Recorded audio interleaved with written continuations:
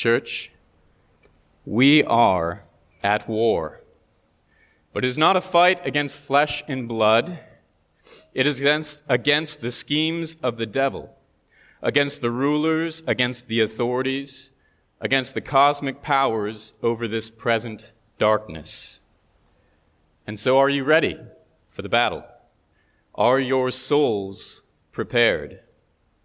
The exhortation this morning is to train your souls for war.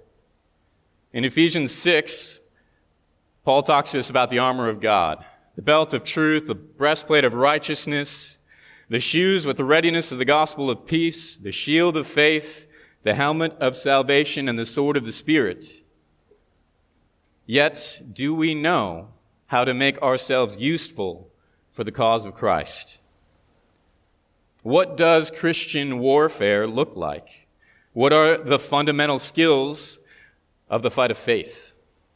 This morning I hold up to you 3 things that we must seek to master. The first is to pray to God. The second is to hear from God's word. And the third is to sing praise to God. These 3 things we should be doing day in and day out to train our souls for war.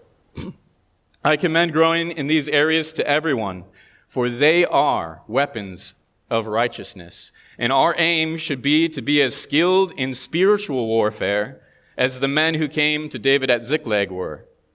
This is in 1 Chronicles 12, and it tells us how there were bowmen who could shoot arrows or sling stones equally well with either hand. So we should be able to wield proverbs or psalms or parables or the story of salvation equally well with either hand. But I fear that we're not ready and we're not being trained. Not only our souls, but all the souls in our households, our children's souls as well, are they being trained to be so effective for Christ? How has your prayer life been, friends? How has your time in the Word been? Do you sing to God outside of this time, this morning?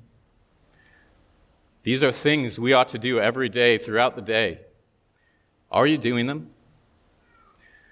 The most dangerous attitude in a time of war is complacency.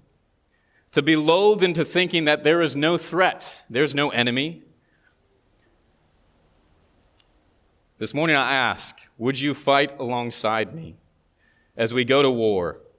Not a war where we go to kill, but a war where we go to worship and to gather more worshipers for Christ and his kingdom. Train your souls by praying to God, hearing from his word, and singing his praise.